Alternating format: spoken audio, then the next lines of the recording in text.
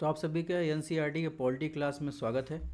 आज हम लोग देखने वाले हैं कार्यपालिका, और ये लेक्चर आपके लिए और इंटरेस्टिंग और इन्फॉर्मेटिव होने वाला है, क्योंकि इस बार हमने कुछ नए प्रयोग किए हैं ताकि आपको और अच्छे तरीके से समझ में आए।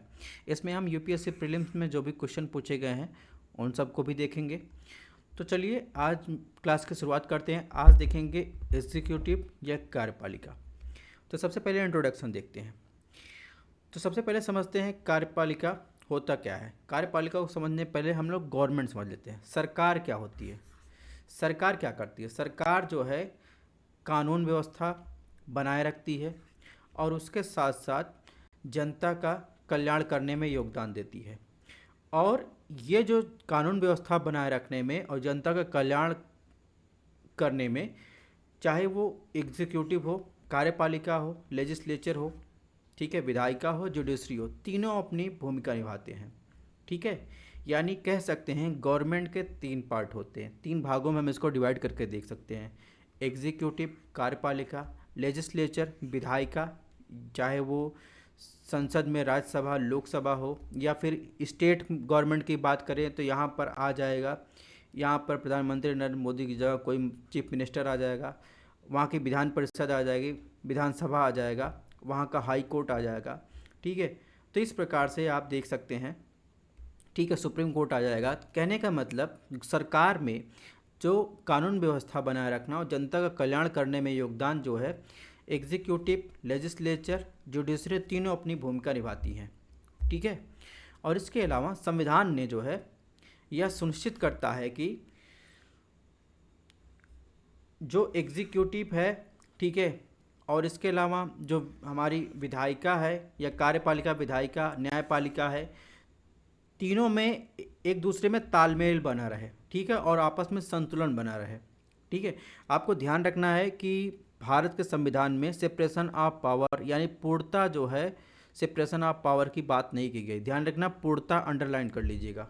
ठीक है, इसके अलावा अगर बात करें तो भारत में जो है पार्लियामेंट्री सिस्टम है, संसदीय व्यवस्था है। संसदीय व्यवस्था में क्या होता है, कार्यपालिका और विधायिका एक दूसरे पर आश्रित होती है। ठीक है, यानी विधायिका जो होती है वो कार्यपालिका को न केवल नियंत्रित करती है बल्कि उसे जो है नियंत्रित होती भी है। इसका मतलब लेजिस्लेचर में आपको बहुत सारे दलों का आपको जो है प्रतिनिधित्व दिखाई देगा। ठीक है, उसमें जो वर्तमान में सरकार रहेगी उसके भी मंत्री सांसद रहेंगे। तो विधायिका किस प्रकार नियंत्रित, विधायिका जो है प्रश्नकाल के माध्यम से नियंत्रित रखे, तो सवाल सरकार की जवाबदेही जो है विधायिका में तय होती है। ठीक है, उनसे प्रश्न पूछे जाते हैं, तो इस प्रकार जो है नियंत्रित होती है। दूसरा जो है, इसमें कहा गया है कि विधायिका कार्यपालिका को न केवल नियंत्रित करती है बल्कि उससे नियंत्रित भी होती है। तो ये बात आपको समझ आनी जानी चाहिए कि विधायिका जो है सरकार को नियंत्रित करती है। ठीक है, सांसदों द्वारा प्रश्न पूछा जाता है, सरकार अपनी जवाबदेही तय करती है, कोई भी अनुचित कार्य करती है तो, या फिर कोई भी ऐसा मुद्दा होता है तो संसद में चर्चा होता है। इससे सरकार की शक्तियों पर जो है अपनी सीमा निर्धारित होती है। अब कुछ फैक्ट की बात कर लेते हैं। Did you know. ठीक है, हर मेरे लेक्चर में इस प्रकार के आपको टॉपिक्स मिलेंगे। तो अभी वर्तमान में जो सीजेआई हैं वो भारत के 50वें जो है चीफ ऑफ जस्टिस हैं, जिनका नाम है धनंजय यशवंत चंद्रचूड़। इन्हें आप DY चंद्रचूड़ के नाम से जानते हैं। और इसके अलावा भारत के पहले सीजेआई थे, ठीक है, हरिलाल जिक्सुनदास कानिया। ठीक है, और वर्तमान में जो लोकसभा चल रही है वो 17वीं लोकसभा चल रही है, उसके लोकसभा के स्पीकर है ओम बिरला। और जो पहली लोकसभा थी उसके स्पीकर थे गणेश वसुदेव मालवलंकर। ठीक है, पहली लोकसभा जब स्टार्ट हुई थी, पहली लोकसभा का इलेक्शन 1952 में स्टार्ट हुआ था, और पहली लोकसभा का सेशन स्टार्ट हुआ था मई 1952 में। ठीक है, अगर चीफ जस्टिस की बात करें तो टोटल वर्तमान में 33 जज हैं इंक्लूडिंग सीजेआई। इसके अलावा मैक्सिमम कैपेसिटी है कॉन्स्टिट्यूशन के हिसाब से 34 जज की। ठीक है, इंक्लूडिंग सीजेआई की, सुप्रीम कोर्ट की बात कर रहे हैं। इसके अलावा अगर बात करें, भारत के वर्तमान राष्ट्रपति हैं, 15वीं राष्ट्रपति हैं श्रीमती द्रौपदी मुर्मू। ठीक है, इसके अलावा पहले राष्ट्रपति कौन थे? राजेंद्र प्रसाद। दूसरे राष्ट्रपति थे सर्वपल्ली डॉक्टर राधाकृष्णन, और भारत के पहले उपराष्ट्रपति थे डॉक्टर सर्वपल्ली राधाकृष्णन। ठीक है, और भारत के जो वर्तमान उपराष्ट्रपति हैं, या कह सकते हैं इनको राज्यसभा स्पीकर भी कहते हैं, जो उपराष्ट्रपति होता है भारत में जो उपराष्ट्रपति होता है राज्यसभा का स्पीकर भी होता है। तो वर्तमान में भारत के जो स्पीकर हैं, राज्यसभा के स्पीकर हैं, वो 14वें जो है वाइस प्रेसिडेंट और स्पीकर हैं राज्यसभा के। तो ये चीज़ फैक्चुअल आपको ध्यान रखना है। अगर प्रधानमंत्री की बात करें तो भारत में प्रधानमंत्री का कार्यकाल आपको यहाँ पर दिया गया है। ठीक है, इनको आपको देखना हो तो देख लीजिएगा। कई बार अगर पूछा जाता है तो मेंस क्वेश्चन लिखने में आपको किसी कार्यकाल के बारे में गणना मतलब बताया जाता है, तो आपको ध्यान रहे कि हाँ इनकी जो है सरकार थी। इसके अलावा अगर बात करें महिलाओं की जो है न्यायपालिका में भागीदारी की, तो सुप्रीम कोर्ट में 33 जज में से 4 जो है महिला जज हैं। ठीक है, जस्टिस इंदिरा बनर्जी, जस्टिस हिमा कोहली, जस्टिस BM नागरथा, जस्टिस बेला M त्रिवेदी।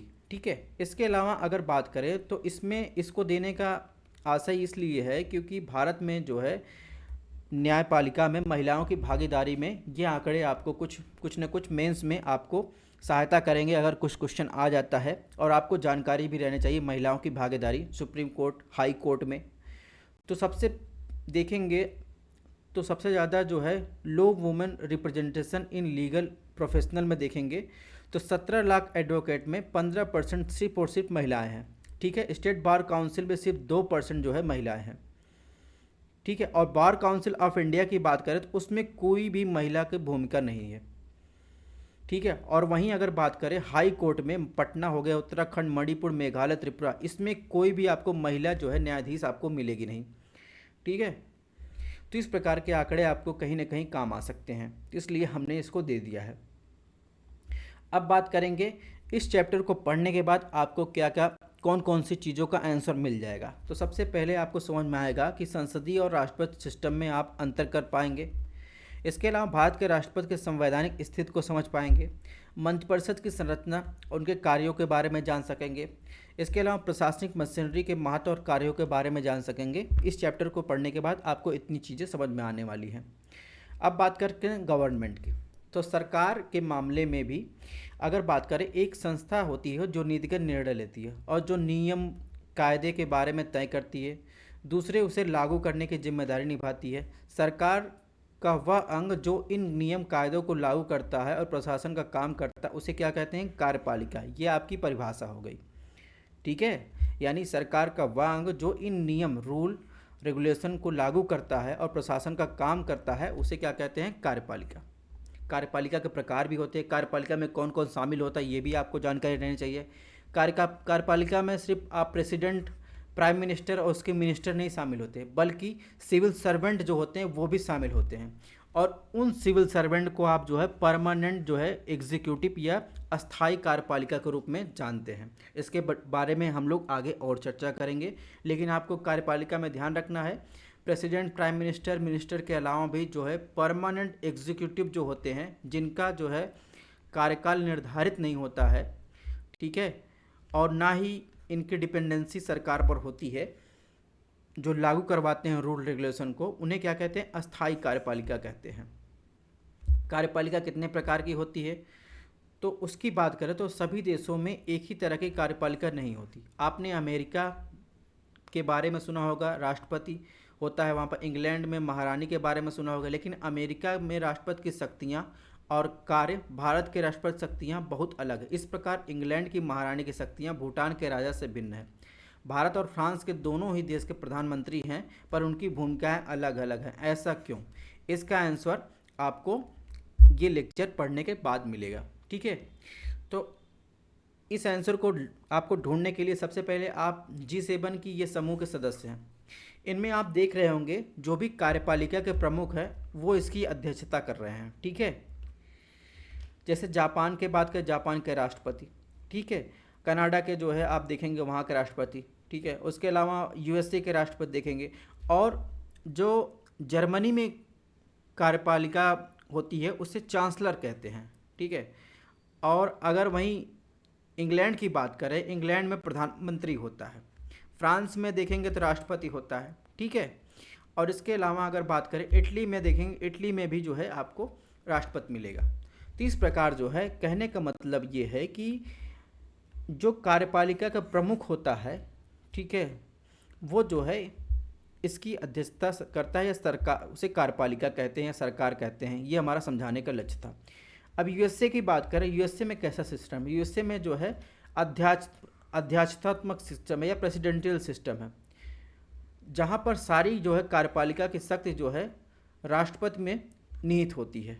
कनाडा की बात करें, कनाडा में देखेंगे तो संसदीय व्यवस्था है, ठीक है, संसदीय लोकतांत्रिक व्यवस्था है, जिसमें देखेंगे आपको मोनार्की सिस्टम में मिलेगा। वहाँ पर देखेंगे क्वीन एलिजाबेथ सेकेंड जो है आपको औपचारिक प्रमुख के रूप में, अभी वर्तमान में देखेंगे तो इंग्लैंड के राजा हैं चार्ल्स थ्री, ये औपचारिक प्रमुख के रूप में दिखेंगे। और वहाँ के जो प्राइम मिनिस्टर हैं, ठीक है, वो हेड ऑफ गवर्नमेंट हो गया, ठीक है, जो जस्टिस सॉरी। तो आपको ध्यान रखना है कनाडा में ये सिस्टम है। वहाँ पे पार्लियामेंट्री डेमोक्रेसी मिलेगी, मोनार्की सिस्टम अपनाया जाता है। क्वीन जो होती है वहाँ की जो है औपचारिक प्रमुख होती है। Prime minister head of state होता है, हेड ऑफ गवर्नमेंट होता है, सरकार का प्रमुख होता है, ठीक है। फ्रांस में कैसा सिस्टम अपना है? फ्रांस में आपको जो है प्रधानमंत्री भी देखने को मिलेगा, राष्ट्रपति भी देखने को मिलेगा। लेकिन यहाँ पर देखेंगे तो यहाँ पर अर्ध अध्यक्षात्मक यानी सेमी प्रेसिडेंशियल सिस्टम होता है। इसके बारे में आगे और देखेंगे। तो इसमें जो है, इसमें प्रेसिडेंट जो है प्राइम मिनिस्टर को अपॉइंटमेंट करता है और उसके साथ मिनिस्टर को भी अपॉइंटमेंट करता है, लेकिन उसे हटा नहीं सकता, ठीक है, क्योंकि जो प्राइम मिनिस्टर होता है, वो मिनिस्टर होता है, वो संसद के प्रति उत्तरदायी होता है। इसके अलावा अगर बात करें जापान में, जापान में भी देखेंगे संसदीय सिस्टम है। वहाँ पर राजा होता है जो हेड ऑफ स्टेट होता है, और इसके अलावा प्राइम मिनिस्टर होता है, प्रधानमंत्री होता है, वो क्या होता है? सरकार का प्रमुख होता है। और इसके अलावा जापान को जो है उगता हुआ सूर्य का देश भी कहते हैं, ठीक है, ये भी आपको ध्यान रखना है। तो जापान के जो राजा हैं उनका नाम है, एक सेकंड, जापान के राजा का नाम है नोरहितो। इसके अलावा अगर इटली की बात करें, इटली में भी आपको संसदीय सिस्टम मिलेगा, ठीक है। प्रेसिडेंट जो होता है वो जो होता है फॉर्मल हेड होता है, औपचारिक प्रमुख होता है देश का। इसके अलावा प्राइम मिनिस्टर जो होती है वो सरकार के प्रमुख होती है। तो वहाँ के जो प्राइम मिनिस्टर हैं उनका नाम है सेर्गियो मोर्तलेरा, और मिलोनी जो है वहाँ की जो है पीएम है। अब बात करें रसिया में, रसिया में आपको जो है अर्ध अध्यक्षात्मक यानी सेमी प्रेसिडेंशियल सिस्टम मिलेगा। वहाँ पर भी आपको जो है प्राइम मिनिस्टर मिलेगा, राष्ट्रपति मिलेगा। प्रेसिडेंट जो होता है वो हेड ऑफ स्टेट होता है, ठीक है। प्राइम मिनिस्टर होता है जो अपॉइंट किया जाता है प्रेसिडेंट के द्वारा, और वो हेड ऑफ गवर्नमेंट होता है। अभी आप जब अर्ध अध्यक्षात्मक की विशेषता पढ़ेंगे तब आपको समझ में आएगा। अभी आपको ये समझना है कि कौन कौन से देश में कौन कौन से सिस्टम है, ये आपको जानकारी रखनी है, क्योंकि आपके सिलेबस में कंपैरिजन कॉन्स्टिट्यूशन का एक टॉपिक है जीएस पेपर 2 में, तो इससे भी आपको ये समझने में आसानी मिलेगी। इसके अलावा अगर बात करें जर्मनी में, तो पार्लियामेंट संसदीय व्यवस्था है, ठीक है। वहाँ पे प्रेसिडेंट जो होता है वो औपचारिक जो है हेड ऑफ स्टेट होता है, और चांसलर जो होता है वो हेड ऑफ गवर्नमेंट होता है, ठीक है। अब बात करते हैं प्रेसिडेंशियल सिस्टम की। तो अध्यक्षात्मक व्यवस्था में राष्ट्रपति जो होता है राज्य और सरकार दोनों का प्रधान होता है, यानी मेन होता है। इस व्यवस्था में सिद्धांत और व्यवहार में दोनों राष्ट्रपति का पद बहुत ही शक्तिशाली होता है। ऐसी व्यवस्था की बात करें तो आपको अमेरिका में मिल जाएगा अध्यक्षात्मक जो शक्तिशाली गवर्नमेंट होता है। इसके अलावा ब्राज़ील में मिलेगा। इसके अलावा आपको लैटिन अमेरिका में आपको प्रेसिडेंशियल सिस्टम मिलेगा। अगर वहीं संसदीय व्यवस्था पार्लियामेंट्री डेमोक्रेसी की बात करें या पार्लियामेंट्री सिस्टम की बात करें, जहां पर प्रधानमंत्री जो होता है सरकार का प्रधान होता है, अधिकतर संसदीय व्यवस्थाओं में एक राष्ट्रपति या राजा होता है जो देश का औपचारिक या नाम मात्र प्रधान होता है।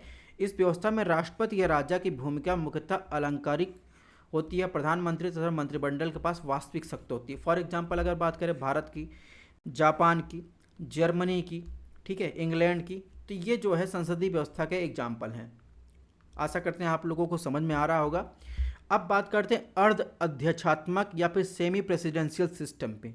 इसमें क्या होता है, इस व्यवस्था में राष्ट्रपति और प्रधानमंत्री दोनों होते हैं, लेकिन संसदीय व्यवस्था के विपरीत जो है इसमें क्या होता है, सेमी प्रेसिडेंशियल राष्ट्रपति को दैनिक कार्यों के संपादन में महत्वपूर्ण भूमिका जो है यानी महत्वपूर्ण शक्तियाँ प्राप्त होती हैं। आपने रशिया के बारे में सुना होगा, यहाँ पर प्रधानमंत्री भी है, लेकिन हेड ऑफ स्टेट होने के कारण जो है इसमें जो है अर्ध अध्यक्षात्मक में आपको जो सारी शक्तियाँ किसके पास है, राष्ट्रपति के पास है। इस व्यवस्था में कभी कभी राष्ट्रपति और प्रधानमंत्री दोनों एक दल के हो सकते हैं। इसके अलावा लेकिन जब भी वो दोनों अलग अलग दल के होते हैं तो उनमें आपस में विरोध हो सकता है। अगर ऐसी व्यवस्था की बात करें, दुनिया में एग्जाम्पल की बात करें जहाँ पर सेमी प्रेसिडेंशियल सिस्टम पाया जाता है, तो फ्रांस और रशिया हो गया, श्रीलंका, एग्जाम्पल के तौर में इन देशों को हम समझ सकते हैं।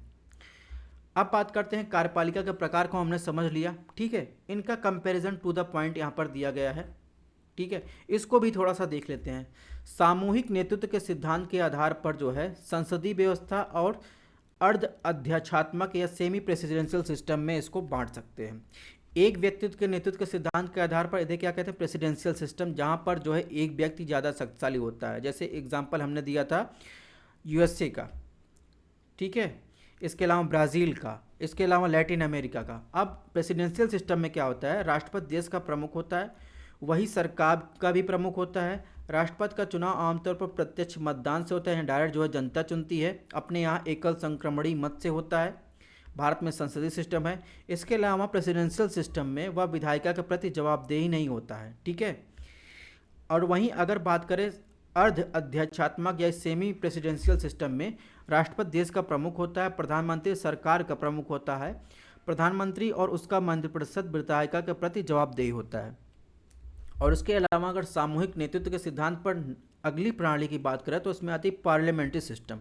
इसमें क्या होता है, सरकार के प्रमुख को आमतौर पर प्रधानमंत्री कहते हैं। वह विधायिका में बहुमत पाने वाले दल का नेता होता है। वह विधायिका के प्रति जवाबदेह होता है। देश के प्रमुख इनमें से कोई भी हो सकता है, ठीक है। राजा की बात करें, जहाँ पर राजा होता है वहाँ संवैधानिक राजतंत्र होता है। इसका राष्ट्रपति जहाँ होता है वहाँ संसदीय गणतंत्र होता है। और दोनों क्या होता है, औपचारिक शासन प्रमुख होते हैं। जैसे इंग्लैंड में क्या होता है, राजा या रानी होते हैं, ठीक है। जापान में भी देखेंगे राजा होता है, और जहाँ पर राष्ट्रपति होता है वहाँ पर संसदीय गणतंत्र होता है। दोनों क्या होते हैं, औपचारिक प्रमुख होते हैं। तो इस प्रकार आप जो है कार्यपालिका के प्रकार को समझ सकते हैं। इसके अलावा अगर बात करते हैं भारत में संसदीय कार्यपालिका कैसी है, तो भारत में संसदीय कार्यपालिका की व्यवस्था देखेंगे तो उसके बारे में, तो राष्ट्रपति जो होता है भारत का या राज्य का कह लीजिए, वो औपचारिक प्रधान होता है, ठीक है। और प्रधानमंत्री मंत्रिपरिषद राष्ट्रीय स्तर पर सरकार चलाते हैं। अगर वहीं भारत के संदर्भ में बात करें तो संसदीय सिस्टम में राज्य स्तर पर बात करें तो राज्य स्तर पर जो है राज्यपाल, ठीक है, और मंत्रिपरिषद मिलाकर जो है कार्यपालिका बनाते हैं। इसमें देखिए ये M.K. स्टालिन जो है तमिलनाडु के जो है चीफ मिनिस्टर हैं। R.N. रवि तमिलनाडु के जो है वर्तमान में गवर्नर हैं। श्री ला गणेशन जो हैं वो नागालैंड के इस टाइम गवर्नर है। और निपुहु रियो जो है वो जो है नागालैंड के इस टाइम जो है चीफ मिनिस्टर हैं। तो आपको जो है नॉर्थ इंडिया के साथ साथ आपको साउथ इंडिया के जो है फैक्चुअल जानकारी रहनी चाहिए, किसकी सरकार है, किसकी गवर्नमेंट है, कौन CM है, कौन गवर्नर है। नॉर्थ इंडिया के बारे में सबको जानकारी रहती है, साउथ इंडिया के बारे में जानकारी रहनी चाहिए। इसके अलावा नॉर्थ ईस्ट इंडिया के बारे में विशेषकर हमको जानकारी रहनी चाहिए, ठीक है, क्योंकि हम लोग उनको अलग समझ लेते हैं। तो अगर हमारे दिमाग में अगर एग्जाम्पल देने की बात आई है राज्यपाल की या मुख्यमंत्री या मंत्रिपरिषद की, सबसे पहले आएगा यूपी या MP या राजस्थान। तो इस भावनाओं को हम लोगों को दूर करना है। अगर इसके अलावा भारत के संसदीय सिस्टम की बात करें तो भारत में संविधान में औपचारिक रूप से संघ की कार्यपालिका शक्तियां राष्ट्रपति को दी गई है, ठीक है। ये चीज़ आपको ध्यान रखना है। भारत के संविधान में औपचारिक रूप से संघ की जो कार्यपालिका यानी एग्जीक्यूटिव पावर है वो राष्ट्रपति में निहित है, पर जो वास्तव में प्रधानमंत्री के नेतृत्व में बनी मंत्रिपरिषद के माध्यम से राष्ट्रपति इन शक्तियों का प्रयोग करता है। तो प्रीलिम्स में इन सब चीज़ों का आपको ध्यान रखना है कि संविधान में जो औपचारिक रूप से संघ की कार्यपालिका की शक्तियां हैं वो राष्ट्रपति में दी गई है। राष्ट्रपति जो है प्रधानमंत्री और उसके मंत्रिपरिषद के माध्यम से जो है इन शक्तियों का प्रयोग करता है। राष्ट्रपति का जो कार्यकाल होता है वो 5 वर्ष के लिए चुना जाता है। राष्ट्रपति का पद सीधे जनता द्वारा नहीं चुना जाता। जैसे USA में जो है देखेंगे अध्यक्षात्मक या प्रेसिडेंशियल सिस्टम में देखेंगे सीधे जनता द्वारा चुना जाता है। भारत में ऐसा नहीं होता। राष्ट्रपति का निर्वाचन अप्रत्यक्ष तरीके से होता है, इसकी चर्चा हमने जो है इसके पहले वाले चुनाव और प्रतिनिधि सिस्टम में कर ली है। यानी इसका अर्थ क्या होता है, राष्ट्रपति का निर्वाचन आम नागरिक नहीं बल्कि निर्वाचित जो विधायक हैं, सांसद हैं, ठीक है, और यह निर्वाचन समानुपाती प्रतिनिधि प्रणाली एकल संक्रमणी मत सिद्धांत पर के अनुसार होता है। अब ये सिद्धांत है क्या, इसकी चर्चा हम इसके पहले वाले चैप्टर 3 में कर चुके हैं, ठीक है। अगर बात करें तो केवल संसद ही राष्ट्रपति पर को महाभियोग की प्रक्रिया द्वारा उसके हटा सकती है, ठीक है। यानी संसद का मतलब लोकसभा या राज्यसभा, महाभियोग की प्रक्रिया कहीं भी लाई जा सकती है। और इसके अलावा जो है इसके लिए क्या होता है, संसद में विशेष बहुमत की जरूरत होती है। महाभियोग केवल संविधान के उल्लंघन के आधार पर लाया जा सकता है।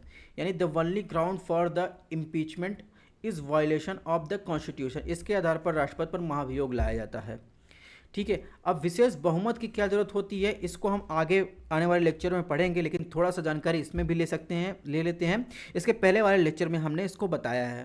तो संसद में बहुमत के प्रकार को समझे तो विशेष बहुमत क्या होता है, प्रत्येक सदन की कुल सदस्यता को बहुमत यानी रिक्तियों और अनुपस्थितियों के जो छोड़कर और प्रत्येक सदन के उपस्थित और मतदान करने वाले सदस्यों का 2/3 बहुमत जो होता है विशेष बहुमत होता है। अगर वहीं संवैधानिक प्रावधान विशेष बहुमत द्वारा संशोधित किया जाता है, उसमें बात करें तो मौलिक अधिकार को संशोधित करना हो तो विशेष बहुमत की आवश्यकता होती है। यानी संवैधानिक प्रावधान जैसे राष्ट्रपति का हुआ और उपराष्ट्रपति के इनकी चुनाव सिस्टम में या फिर ऐसा कोई संशोधन होना होगा जो संवैधानिक प्रावधान से जुड़ा मुद्दा होगा, उसे विशेष बहुमत द्वारा संशोधित किया जाएगा। या डीपीएसपी का मामला हुआ, साधारण बहुमत या विशेष बहुमत जो है प्लस राज्यों की सहमति के अंतर्गत कवर नहीं किए गए अन्य सभी प्रावधान, ठीक है। यानी जो साधारण बहुमत के अंतर्गत कवर नहीं किए जाते हैं या विशेष बहुमत के अंतर्गत कवर नहीं किए जाते हैं, उनको हटाकर जितने भी मामले जैसे संवैधानिक जुड़े से प्रावधान से जुड़े मामले होंगे वो सब जो है विशेष बहुमत से जो है कवर किए जाते हैं। इसमें जो है उपराष्ट्रपति और लोकसभा के अध्यक्ष उपाध्यक्ष को हटाने के लिए प्रभावी बहुमत की आवश्यकता होती है, यानी इफेक्टिव मेजॉरिटी की आवश्यकता होती है। इफेक्टिव मेजॉरिटी के मतलब रिक्तियों को छोड़कर कुल संख्या का 50% से अधिक, ठीक है। विशेष बहुमत होता है विशेष बहुमत प्लस राज्यों की सहमति, ठीक है। यहाँ पर और सारी चीज़ें यहाँ पर दी गई हैं, यहाँ पर इंग्लिश में भी वही सब सारी चीज़ें दी गई हैं। हमको एग्जीक्यूटिव पढ़ना है, ये सब आप देख सकते हैं। जो की पॉइंट था इसको हमने डिस्कस कर दिया है। अब एब्सोल्यूट मेजॉरिटी क्या होती है, इफेक्टिव मेजॉरिटी क्या होती है, सिंपल मेजॉरिटी क्या होती है, इसको आने वाले लेक्चर में और बेहतर तरीके से हम डिस्कस करेंगे। अगर बात करेंगे तो राष्ट्रपति की पोजीशन और पावर की बात करें तो संविधान के अनुच्छेद 74(1) में लिखा गया है, राष्ट्रपति को सहायता सलाह देने के लिए एक मंत्रिपरिषद होगी जिसका प्रधानमंत्री होगा। राष्ट्रपति अपने कृत्यों का प्रयोग करने में ऐसी सलाह के अनुसार कार्य करेगा, परंतु राष्ट्रपति मंत्रिपरिषद से ऐसी सलाह पर पुनर्विचार करने को कह सकता है और राष्ट्रपति ऐसे पुनर्विचार के पश्चात दी गई सलाह के अनुसार ही कार्य करेगा। यहाँ ही का मतलब है कि बाध्य है, मंत्रिपरिषद की सलाह पर कार्य करने के लिए राष्ट्रपति जो है बाध्य है, ठीक है। तो इन सब कीवर्डों को भी आपको ध्यान रखना है।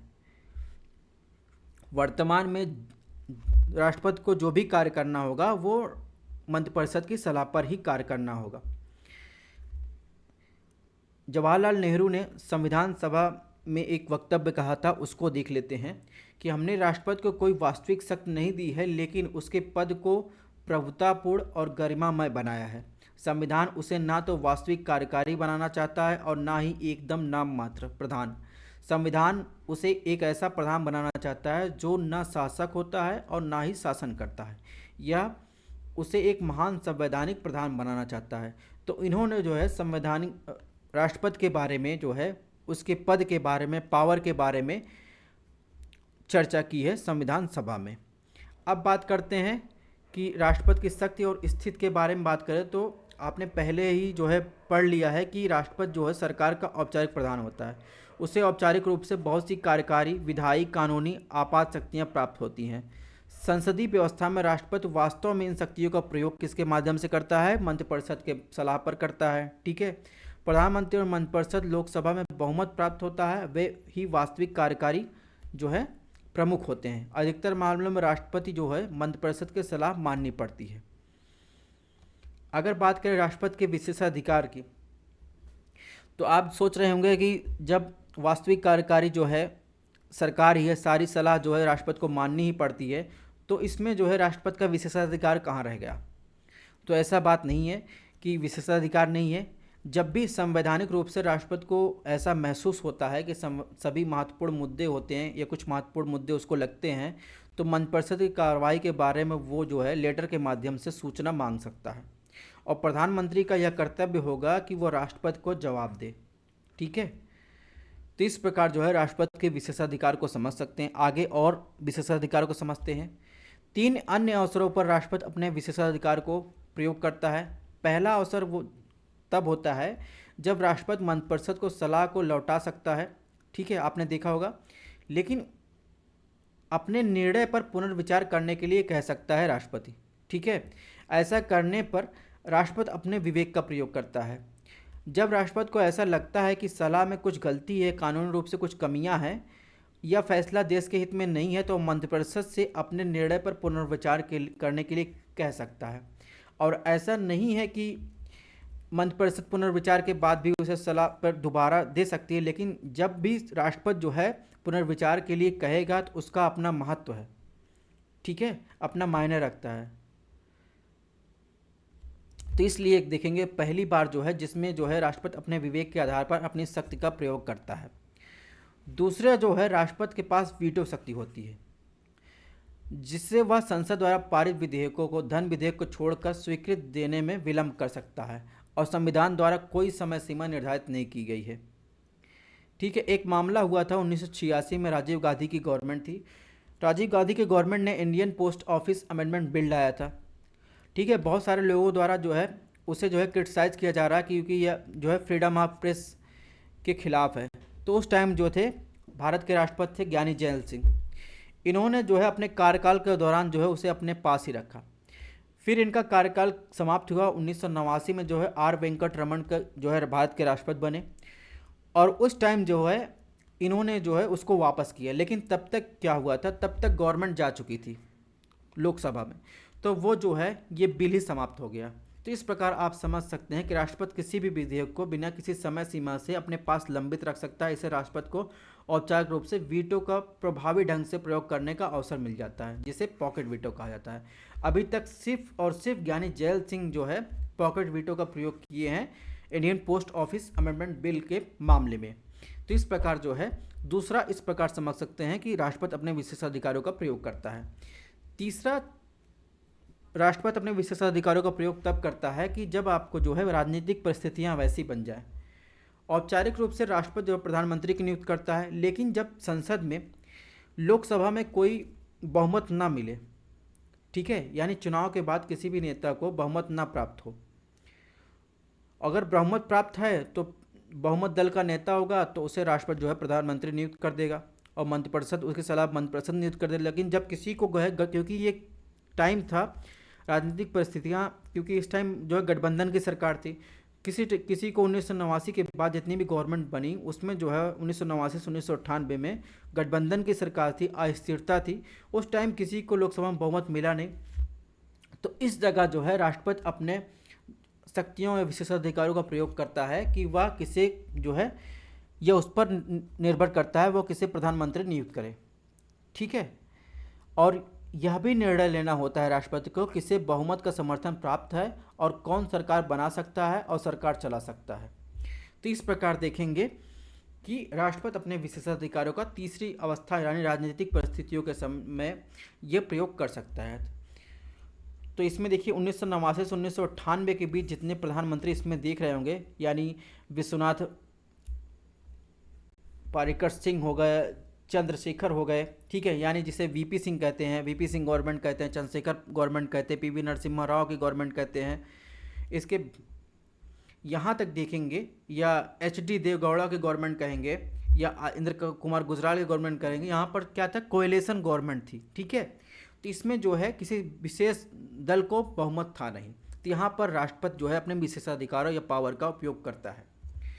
इसलिए कहा जा सकता है कि राष्ट्रपति का विशेषाधिकार राजनीतिक परिस्थितियों पर आधारित होता है। जब सरकार अस्थायी ना हो, गठबंधन सरकार सत्ता में हो, तब राष्ट्रपति के हस्तक्षेप की संभावनाएं बढ़ जाती है। राष्ट्रपति मुख्यतः एक औपचारिक शक्ति वाला पद होता है और वह राष्ट्र का अलंकृत प्रधान होता है। ऐसे में आप प्रश्न पूछ सकते हैं, ठीक है, आपके मन में कुछ प्रश्न उठेंगे कि राष्ट्रपति की क्या आवश्यकता है। तो संसदीय व्यवस्था में मंत्रिपरिषद विधायिका में बहुमत के समर्थन पर निर्भर होती है। इसका अर्थ यह है कि मंत्रिपरिषद को कभी भी हटाया जा सकता है, तब उसकी जगह एक नई मंत्रिपरिषद की नियुक्ति करनी पड़ती है। ऐसी स्थिति में आपको राष्ट्रपति की जरूरत पड़ेगी, जिसका कार्यकाल जो है 5 साल जो है निर्धारित है। 5 साल पूरा होने के पहले आपको इसको हटा नहीं सकते हैं, ठीक है, यानी इसका फिक्स टर्म है। सामान्य परिस्थिति में राष्ट्रपति की जो है यही भूमिका आपको दिखाई देगी। लेकिन जब किसी दल को स्पष्ट बहुमत नहीं मिलता, तब राष्ट्रपति निर्णय लेने की, आमतौर पर देखेंगे तो निर्णय लेने और देश की सरकार चलाने के लिए प्रधानमंत्री को नियुक्त करने की अतिरिक्त जिम्मेदारी होती है। इसलिए राष्ट्रपति की आपको ज़रूरत महसूस होगी। इसीलिए संविधान निर्माता और संविधान में ऐसी स्थिति दी गई है, ठीक है। सबका संविधान में जितनी भी पदों का, जितने भी आर्टिकल का उल्लेख किया गया है, जो भी प्रावधान किए गए हैं, सबका अपना अपना महत्व है। अब देखेंगे भारत में उपराष्ट्रपति की कंडीशन क्या है। तो भारत में उपराष्ट्रपति 5 वर्ष के लिए चुना जाता है। एकल संक्रमणी मत द्वारा चुना जाता है, जैसे राष्ट्रपति चुना जाता है, और जैसे राज्यसभा का सदस्य चुना जाता है, थोड़ा बहुत अंतर होता है, ठीक है। और निर्वाचक, बस अंतर यह होता है कि निर्वाचक मंडल में राज्य विधानसभा के सदस्य नहीं होते। उपराष्ट्रपति को हटाने के लिए राज्यसभा को अपने बहुमत से इस आशय का प्रस्ताव पास करना और उस प्रस्ताव पर लोकसभा पर सहमत लेनी पड़ती है। यानी अगर लोकसभा के या राज्यसभा के स्पीकर को या उपराष्ट्रपति को हटाना होगा तो राज्यसभा में जो है बहुमत हासिल करना होगा, और इसके अलावा लोकसभा की सहमत लेनी पड़ेगी। तो ये भी आपको की पॉइंट याद रखना है, सीधे सीधे यही प्रीलिम्स में पूछ लेगा। तो अगर उपराष्ट्रपति को हटाना है तो जो है सबसे पहले जो उस पर हटाने की प्रक्रिया होगी वो राज्यसभा में चालू होगी, लेकिन उसके साथ ही आपको लोकसभा में उसे सहमत लेनी पड़ेगी, ठीक है। उपराष्ट्रपति जो है राज्यसभा का पदेन अध्यक्ष होता है, ठीक है, यानी स्पीकर होता है, और राष्ट्रपति के मृत्यु, त्यागपत्र, महाभियोग द्वारा हटाए जाने, अन्य किसी कारण से रिक्त होने पर कार्यवाहक या राष्ट्रपति का काम करता है। उपराष्ट्रपति तब तक कार्यवाहक राष्ट्रपति के रूप में काम करता है जब तक कोई नया राष्ट्रपति नहीं चुन लिया जाता। फ़खरुद्दीन अली अहमद के मृत्यु के बाद, यानी ये भारत के जो है 5वें राष्ट्रपति थे, इनकी मृत्यु के बाद जो भारत के उपराष्ट्रपति थे, ठीक है, यानी बीडी जत्ती, जिसे बसप्पा डनप्पा जत्ती कहते थे, वो भारत के 5वें जो है वाइस प्रेसिडेंट थे और राज्यसभा के स्पीकर थे, ठीक है। ये तब तक जो है काम करते रहे राष्ट्रपति के रूप में जब तक एक नए राष्ट्रपति का चुनाव नहीं हो गया। तो ये कुछ एग्जाम्पल आपको ध्यान रखना है, ठीक है। अब बात करेंगे प्रधानमंत्री और उनके जो है मंत्रिपरिषद की। तो राष्ट्रपति जो है केवल मंत्रिपरिषद की सलाह पर ही अपनी शक्तियों का प्रयोग करता है, ये तो आपने पढ़ा है। प्रधानमंत्री इस मंत्रिपरिषद का प्रधान होता है। मंत्रिपरिषद के प्रधान के रूप में प्रधानमंत्री अपने देश की सरकार का सबसे महत्वपूर्ण पदाधिकारी होता है। तो ये है प्रधानमंत्री। फॉर एग्जांपल देखिए, वर्तमान गवर्नमेंट की जो है मंत्रिपरिषद है, ठीक है। अब मंत्रिपरिषद में कैबिनेट मिनिस्टर होते हैं, मिनिस्टर ऑफ स्टेट होते हैं, ठीक है। इन सबको जो है शामिल करके मंत्रिपरिषद बनती है। तो ध्यान रखना है एक चीज़, प्रीलिम्स फैक्ट के लिए आपको ये भी ध्यान रखना है, मंत्रिपरिषद यानी जोन काउंसिल ऑफ मिनिस्टर जो है बड़ा एरिया है, उसके अंदर जो है कैबिनेट मिनिस्टर होती है, ठीक है। संसदीय शासन में जरूरी है कि प्रधानमंत्री लोकसभा में बहुमत प्राप्त हो। बहुमत का यह समर्थन भी प्रधानमंत्री को बहुत शक्तिशाली बना देता है। जैसे कि प्रधानमंत्री बहुमत समर्थन खो देता है, वो अपना पद भी खो देता है। तो इस प्रकार जो है संसदीय व्यवस्था में आपने एक प्रकार ये समझा कि प्रधानमंत्री जो होता है वो लोकसभा में बहुमत प्राप्त होना चाहिए। क्यों बहुमत प्राप्त होना चाहिए? क्योंकि जो है वो जो है अगर उसे बहुमत नहीं प्राप्त है तो वो जो है अपना सरकार जो है यानी अपने पद को खो देता है। अगर स्वतंत्रता के बाद की बात करें तो कई वर्षों तक लोकसभा में जो बहुमत था वो कांग्रेस पार्टी का था, और 1989 के बाद अभी हमने बताया कि कोलिशन गवर्नमेंट थी, किसी को जो है बहुमत नहीं प्राप्त था, ठीक है। औपचारिक रूप से जिस नेता को लोकसभा में बहुमत का समर्थन प्राप्त होता है, राष्ट्रपति उसे प्रधानमंत्री नियुक्त करता है। ये बातें हम कर चुके हैं। अगर बात करें प्रधानमंत्री जो है यह तय करता है उसकी मंत्रिपरिषद में कौन होगा। प्रधानमंत्री ये भी तय करता है कि मंत्रियों के पद स्तर मंत्रालयों का आवंटन करता है। मंत्रियों को उनकी वरिष्ठता और राजनीतिक महत्व के अनुसार मंत्रिमंडल का मंत्री, राज्य मंत्री, उप मंत्री बनाया जाता है। इसी प्रकार राज्यों में मुख्यमंत्री अपने दल या सहयोगी दल से मंत्री चुनते हैं। ठीक है। प्रधानमंत्री जो होता है और सभी मंत्रियों के लिए संसद का सदस्य होना अनिवार्य है। ये प्रीलिम्स फैक्ट के लिए ये कीवर्ड आपके लिए इंपॉर्टेंट है।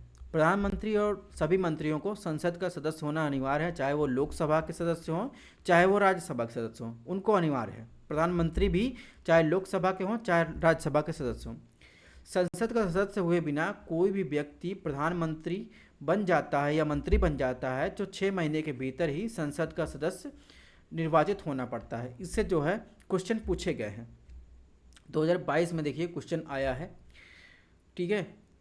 और मंत्रिपरिषद के आकार की बात करें तो वर्तमान में जो है संविधान संशोधन के माध्यम से व्यवस्था की गई है कि मंत्रिपरिषद के सदस्यों की संख्या लोकसभा या विधानसभा की कुल सदस्य संख्या 15% से अधिक नहीं होगी। चाहे सेंट्रल गवर्नमेंट की बात करें तो लोकसभा की बात करेंगे मंत्रिपरिषद की, स्टेट गवर्नमेंट की बात विधान परिषद की बात करेंगे तो विधानसभा की बात करेंगे तो स्टेट गवर्नमेंट की बात करेंगे, जिसमें जो है उसकी कुल सदस्य संख्या के 15% से ज़्यादा नहीं होनी चाहिए। तो ये दोनों जगह लागू होता है, ये भी आपको ध्यान रखना है। तो 2022 में एक क्वेश्चन पूछा गया कि भारत के संविधान में मंत्रियों को 4 श्रेणियों में अर्थात कैबिनेट मंत्री, स्वतंत्र प्रभार मंत्री, राज्य और उप मंत्री वर्गीकृत किया गया। ये बात बिल्कुल गलत है। भारत संविधान में ऐसा कोई कैटेगराइजेशन नहीं किया गया है। दूसरा, संघ सरकार में मंत्रियों की कुल संख्या प्रधानमंत्री को मिलाकर लोकसभा की कुल सदस्य संख्या 15% से अधिक नहीं होनी चाहिए। तो यहाँ पर देखिए यही बात की गई, प्रधानमंत्री को मिलाकर यहाँ पर नहीं लिखा गया है, लेकिन उसका मतलब वही है। तो इसमें जो है ऑप्शन 2 जो है वो सही होगा। नेक्स्ट बात करेंगे तो संसदीय शासन की सबसे बड़ी विशेषता यह है कि कार्यपालिका जो है सतत रूप से विधायिका के नियंत्रण और देखरेख में रहती है। ठीक है। अब मंत्रिपरिषद के बारे में थोड़ा बात करें तो मंत्रिपरिषद जो होता है लोकसभा के प्रति सामूहिक रूप से उत्तरदायी होता है। इसका अर्थ ये है कि जो सरकार लोकसभा में विश्वास खो देती है उसे त्यागपत्र देना पड़ता है। ठीक है। अगर इस सिद्धांत की बात करें तो इस सिद्धांत के अनुसार मंत्रिपरिषद संसद की एक कार्यकारी समिति है और वह संसद के प्रतिनिधि के रूप में सामूहिक रूप से शासन करती है। और सामूहिक उत्तरदायित्व मंत्रिमंडल की एकजुटता के सिद्धांत पर आधारित होता है। मतलब यदि किसी एक मंत्री के विरुद्ध भी अविश्वास प्रस्ताव पारित हो जाए तो संपूर्ण मंत्रिपरिषद को त्यागपत्र देना पड़ता है। अब इसका मतलब समझे तो यदि कोई मंत्री है वो मंत्रिमंडल की कोई पॉलिसी है या उसके निर्णय से सहमत नहीं है तो उसे उस निर्णय को स्वीकार कर लेना चाहिए या त्यागपत्र देना चाहिए। 2 ही ऑप्शन उसके पास बनते हैं, या तो सरकार का अपने निर्णय का या पॉलिसी का समर्थन करे, नहीं तो उसे जो है त्यागपत्र देना पड़ेगा। ठीक है। जिस नीति के बारे में सामूहिक उत्तरदायित्व हो उसे मानना या उसे लागू करना सभी मंत्रियों की जिम्मेदारी होती है। तो इसीलिए जो है सभी मंत्रियों की सहमत होनी जरूरी है। ठीक है। अब बात करते हैं भारत में प्रधानमंत्री जो होता है सरकार का स्थान सर्वोपरि यानी सबसे ऊंचा सरकार में होता है प्रधानमंत्री। यानी बिना प्रधानमंत्री के मंत्रिपरिषद का कोई अस्तित्व नहीं है। मंत्रिपरिषद जो है तभी अस्तित्व में आती है जब प्रधानमंत्री अपने पद की शपथ ग्रहण कर लेता है। आपने देखा होगा पहले प्रधानमंत्री शपथ ग्रहण करता है, उसके बाद उसके द्वारा प्रधानमंत्री के द्वारा जो भी मंत्रिपरिषद में शामिल किए गए सदस्य होते हैं वो जो है शपथ ग्रहण करते हैं। प्रधानमंत्री की मृत्यु या त्यागपत्र से पूरी मंत्रिपरिषद भंग हो जाती है, जबकि किसी मंत्री की मृत्यु, हटाए जाने या त्यागपत्र के कारण मंत्रिपरिषद में केवल एक स्थान खाली होता है। ठीक है। इसके अलावा अगर बात करें प्रधानमंत्री एक तरफ मंत्रिपरिषद तथा दूसरी तरफ राष्ट्रपति और संसद के बीच जो है एक सेतु का काम करता है। इसी के बारे में पंडित जवाहरलाल नेहरू ने इसकी भूमिका के बारे में कहा है कि जो सरकार है वो केंद्रीय धुरी की संज्ञा जो है दी है। सभी संघीय मामलों के प्रशासन और प्रस्तावित कानूनों के बारे में राष्ट्रपति को सूचित करे। यह प्रधानमंत्री का संवैधानिक दायित्व है। ठीक है। इसके अलावा जो प्रधानमंत्री की शक्तियों की बात करें तो उसके अनेक स्रोत हैं, जैसे मंत्रिपरिषद का निर्णय, लोकसभा का नेतृत्व, जो होते हैं उन पर जो है अपना अधिकार, मीडिया तक पहुंच, चुनाव के दौरान अपने व्यक्तित्व का उभार, जैसे प्रधानमंत्री मोदी का एग्जांपल लें तो वो जो है नेता के तौर पर जो है जाते हैं। इसके अलावा अंतर्राष्ट्रीय सम्मेलनों, विदेश यात्राओं के दौरान राष्ट्रीय नेता की छवि, एग्जाम्पल आप प्रधानमंत्री मोदी का ले सकते हैं। ठीक है, लेकिन प्रधानमंत्री की शक्तियों उनके प्रयोग की बात करें तो तत्कालीन जो राजनीतिक परिस्थितियां पर निर्भर करता है। जब भी किसी एक राजनीतिक दल को लोकसभा में बहुमत मिला तब वह प्रधानमंत्री और मंत्रिमंडल की शक्तियां जो है निर्विवाद रही, यानी कठोर निरंकुश रही, यानी उन पर कोई जो है दबाव नहीं रहा। एक एग्जाम्पल आप ले सकते हैं, सबसे ज़्यादा लोकसभा में बहुमत मिला था इंदिरा गांधी गवर्नमेंट में। इसके बाद जो है 2014 के बाद जो है 2014 से लेकर जो है वर्तमान में मोदी गवर्नमेंट में इनकी शक्तियां जो है सबसे ज़्यादा रहीं। ठीक है, 1989 की बात हमने कर ली कि उसमें गठबंधन सरकार था, उसमें किसी को बहुमत न था, कई बार उनको जो सरकार थी उनको त्यागपत्र देना पड़ा। ठीक है, इनकी चर्चा हम लोगों ने कर ली। अब इस सिलसिले को देखते हुए पहली बात तो यह है कि इन घटनाओं से प्रधानमंत्री के चयन में राष्ट्रपति के विशेषाधिकारों की भूमिका बढ़ी। दूसरी बात ये आई, ठीक है, इस अवधि में गठबंधन की राजनीति के कारण राजनीतिक सहयोगियों के परामर्श की प्रवृत्ति रही, प्रधानमंत्री की सत्ता में कुछ सेंध लगी। ठीक है, तीसरी बात यह रही, इससे प्रधानमंत्री अनेक विशेषाधिकारों जैसे मंत्रियों का चयन, उनके पद स्तर, मंत्रालय के चयन पर भी कुछ अंकुश लगा। चौथी बात ये सामने आई कि प्रधानमंत्री सरकार की नीतियाँ कार्यक्रमों को भी अकेले तय नहीं कर सकता, यानी हम कोएलिशन गवर्नमेंट की बात कर रहे हैं। जब से गठबंधन 1989 के बाद गठबंधन सरकार आई, ठीक है, इस प्रकार इस पूरी प्रक्रिया में प्रधानमंत्री को एक नेता से अधिक एक मध्यस्थ की भूमिका निभानी पड़ती है। ठीक है, यानी चुनाव के पूर्व और चुनाव के बाद विभिन्न विचारधारा वाले अनेक राजनीतिक दल के सहयोग करके सरकार बनाते हैं। सहयोगी दलों के बीच काफ़ी बातचीत समझौते के बाद नीतियाँ बन पाती है। इस प्रकार प्रधानमंत्री जो है मध्यस्थ की भूमिका निभाता है। ठीक है, और इस कुछ बदलाव के साथ जो है राज्य भी ठीक इसी तरह जो है लोकतांत्रिक सिस्टम यानी एग्जीक्यूटिव जो है इनका काम होता है। ठीक है, सबसे महत्वपूर्ण अंतर यह है कि राज्य में राज्यपाल होता है जो केंद्र सरकार की सलाह पर राष्ट्रपति द्वारा नियुक्त किया जाता है। बाकी जो है राज्य स्तर पर जैसे सेंट्रल गवर्नमेंट काम करती है सेंट्रल स्तर पर, वैसे जो है राज्य स्तर पर एग्जीक्यूटिव जो है डेमोक्रेसी काम करती है। अब बात करेंगे, हमने देख लिया कार्यपालिका के बारे में देख लिया। एक कार्यपालिका ऐसी है जो जिसका कार्यकाल निश्चित नहीं है, वो हमेशा कार्य करती रहती है, उसे क्या कहते हैं, नौकरशाही।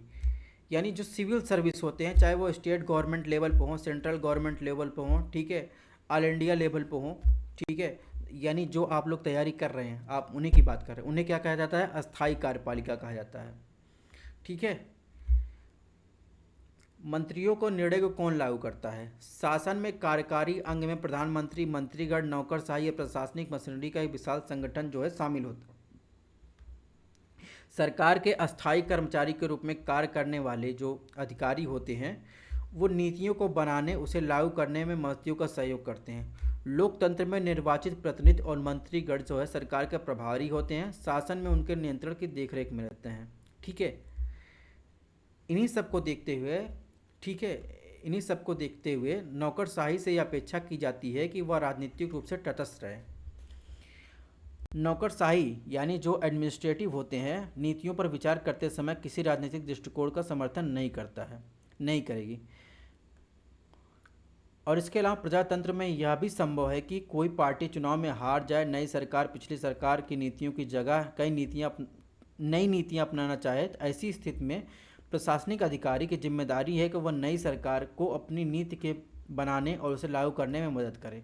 तो कुल मिलाकर जो है अस्थायी कार्यपालिका का संबंध जो होता है नौकरशाही संबंध होता है। जो स्टेट सर्विस से जुड़े अधिकारी होते हैं, सेंट्रल गवर्नमेंट से जुड़े अधिकारी होते हैं, ऑल इंडिया स्टेट से जुड़े जो अधिकारी होते हैं, तो ये जो होते हैं अस्थायी कार्यपालिका के उदाहरण हैं। 2020 में देखिए क्वेश्चन पूछा गया कि भारत के संदर्भ में नौकरशाही का निम्नलिखित में कौन सा उपयुक्त चरित्र चित्रण करता है। तो इसमें देखेंगे संसदीय लोकतंत्र के व्याप्ति के विस्तार देने वाला अधिकरण, तो उपयुक्त चरित्र चित्रण देखेंगे सबसे ज़्यादा उपयुक्त होगा ऑप्शन डी, लोकनीति के कार्यान्वित करने के लिए अभिकरण। ठीक है, इसके अलावा जो है बात करें तो अखिल भारतीय सेवाएं, प्रांतीय सेवा, स्थानीय सरकार, ठीक है, इसमें बहुत सारे अधिकारी होते हैं जिन्हें जो है अस्थाई अस्थाई जो है कार्यपालिका के रूप में जानते हैं। लोक सेवा आयोग की बात करें तो लोक सेवा आयोग जो होता है उनके सदस्यों का कार्यकाल जो है निश्चित कार्यकाल का नियुक्त किया जाता है। ठीक है, संविधान में उनको जो है निष्पक्ष रहने की व्यवस्था भी की गई है। सर्वोच्च न्यायालय के न्यायाधीश की जांच के आधार पर उन्हें निलंबित अपदस्थ किया जा सकता है। इसका उद्देश्य क्या था? संविधान जो है यह भी सुनिश्चित करता है कि यानी इसका उद्देश्य था दक्षता और योग्यता के आधार पर जो है उनको भर्ती किया जाना, और इसके अलावा जो है किसी राजनीतिक दल से वो प्रभावित ना हो, वो अपना काम करते रहें। और इसके अलावा संविधान ने यह भी सुनिश्चित किया है कि पिछड़े वर्गों के साथ साथ समाज के सभी वर्गों को सरकारी नौकरशाही यानी एडमिनिस्ट्रेटिव में हिस्सा बनाने का मौका मिले। इसी उद्देश्य से संविधान में दलित, आदिवासी के लिए रिजर्वेशन की व्यवस्था की गई, महिलाओं की रिजर्वेशन की व्यवस्था की गई, पिछड़ी जातियों के रिजर्वेशन की व्यवस्था की गई। ठीक है, नौकरशाही में सभी समूहों का प्रतिनिधित्व होगा, सामाजिक असमानता सिविल सेवाओं की भर्ती के मार्ग में रोड़ा नहीं बनेगी, इसीलिए रिजर्वेशन की व्याख्या की गई। यहाँ पर आपके एक क्वेश्चन का आंसर और मिल गया होगा। ठीक है, अगर केंद्र सरकार द्वारा नियुक्त की बात करें, जो आईपीएस आईएएस होते हैं वो राज्य सरकार में नियुक्त किए जाते हैं, तो इसमें देखेंगे तो उनके विरुद्ध अगर कोई भी अनुशासनात्मक कार्रवाई होनी होती है तो राज्य सरकार नहीं करेगी, यानी स्टेट गवर्नमेंट नहीं करेगी, बल्कि जो भी कार्रवाई करनी होगी वो जो है केंद्र सरकार की देखरेख में यानी केंद्र सरकार करेगा। और ये जो राज्यों के प्रमुख प्रशासनिक अधिकारी होते हैं वो केंद्र सरकार के नियंत्रण में, उनकी देखरेख में रहते हैं। ठीक है, इसके बारे में हम जब संघवाद पढ़ेंगे उसमें और डिटेल में चर्चा करेंगे। अभी आपको बस यही जानना है कि अस्थाई एक कार्यपालिका होती है जिसका संबंध हमारे जो है एडमिनिस्ट्रेटिव या प्रशासनिक अधिकारी से है, जो हमेशा जो है काम करते रहते हैं। 2015 में क्वेश्चन पूछा गया कि निम्नलिखित कथनों पर विचार कीजिए। भारतीय संघ की कार्यपालिका की शक्ति प्रधानमंत्री में निहित होती है। प्रधानमंत्री सिविल सेवा बोर्ड का पदेन अध्यक्ष होता है, तो इसमें ऑप्शन 2 जो है गलत हो जाएगा। ठीक है, इसके अलावा देखेंगे तो इसमें देखिए भारतीय संघ की कार्यपालिका की शक्ति जो है, अगर इसमें वास्तविक शक्ति दिया होता तो प्रधानमंत्री होता। ठीक है, अगर कार्यपालिका की शक्ति की बात किया है तो इसमें राष्ट्रपति होगा। ठीक है, राष्ट्रपति अपने जो है प्रधानमंत्री की नियुक्त करता है और मंत्रिपरिषद उसकी सहायता से काम करता है। इस प्रकार इसमें जो है ऑप्शन डी से 2014 में क्वेश्चन पूछा गया, राष्ट्रपति भारत सरकार का कार्य अधिक सुविधापूर्ण किए जाने के लिए मंत्रियों और उक्त कार्यों का आवंटन के लिए नियम बनाता है। ये बात गलत है।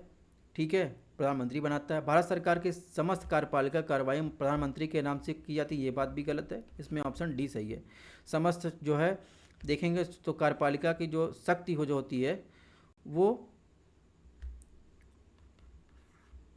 किसमें राष्ट्रपति के नाम से होती है। ठीक है, इसके अलावा देखेंगे इसमें बहुत सारे क्वेश्चन दिए गए हैं, तो इसको आपको क्वेश्चन को कमेंट बॉक्स में इसको बताना है। ये सारे क्वेश्चन का आंसर हम नहीं बताएंगे, इसको जो है आप कमेंट बॉक्स में बताइए, इसको सॉल्व करिए। जहाँ भी परेशानी होगी नेक्स्ट जो लेक्चर होगा उसमें हम आपको आंसर देंगे। ठीक है, थोड़ा कोशिश आप भी करिए। अब बात करते हैं इस चैप्टर के निष्कर्ष की। तो इस चैप्टर के निष्कर्ष की बात करें तो आपको मेंस आंसर राइटिंग कर रहे हैं, कार्यपालिका से संबंधित कोई भी अगर क्वेश्चन पूछा जाता है इससे संबंधित तो आप उसमें लिख सकते हैं कि आधुनिक कार्यपालिका सरकार की एक अत्यंत शक्तिशाली संस्था है। सभी प्रकार की सरकारों में सरकार की अन्य अंगों की अपेक्षा कार्यपालिका ज़्यादा शक्तिशाली होती है। इससे कार्यपालिका पर लोकतांत्रिक नियंत्रण की आवश्यकता बढ़ जाती। हमारे संविधान निर्माताओं की यह दूरदृष्टि ही थी। उन्होंने कार्यपालिका को विधायिका का नियमित नियंत्रण और देखरेख में रखा। इस प्रकार एक संसदीय कार्यपालिका का चयन किया गया। समय समय पर होने वाले चुनाव, व्यक्तियों के प्रयोग पर संवैधानिक अंकुशों और लोकतांत्रिक राजनीति में यह सुनिश्चित किया गया है कि भारत में कार्यपालिका अनुत्तरदायी ना हो। ठीक है, तो इस प्रकार आशा करते हैं आपको लेक्चर पसंद आया होगा। ठीक है, ऐसे और लेक्चर आपको मिलेंगे। Thanks for watching. ये हमारा टेलीग्राम चैनल है, ये यहाँ से आप स्कैन कर सकते हैं या फिर स्टडी एनालिसिस नंबर सर्च कर, इस पर सारी PDF आपको मिलेगी। इसके अलावा हमारी मेंस आंसर राइटिंग की भी क्लास चल रही है, उसको भी आप देख सकते हैं। अगर आपको चैनल पसंद आया हो तो शेयर कीजिए ज़्यादा लोग पास, सब्सक्राइब कीजिए, लाइक कीजिए, नोटिफिकेशन बेल ऑन कीजिए। मिलते हैं नेक्स्ट क्लास में नए टॉपिक के साथ। अगला जो टॉपिक होगा वो विधायिका पर होगा।